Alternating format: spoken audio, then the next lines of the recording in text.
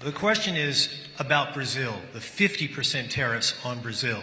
Can you explain why they are being hit with 50% tariffs and why it falls under the umbrella of the International Emergency Economic Powers Act? Certainly. Happy to do that. Now, to be really specific about Brazil, there's actually two regimes at place right here. There's the reciprocal tariff rate of 10% on Brazil, which everyone in the world has, which we're trying to do to control the global trade deficit, which is a huge problem for us.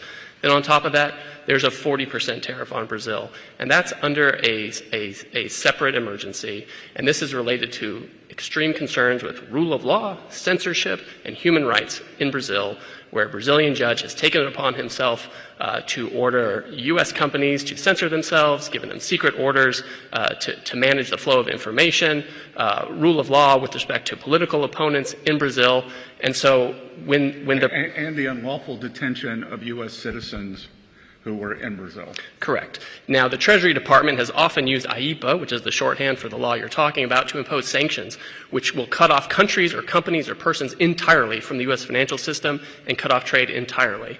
If the president can cut off trade entirely, he can certainly impose a tariff, which is a lesser measure than a full sanction.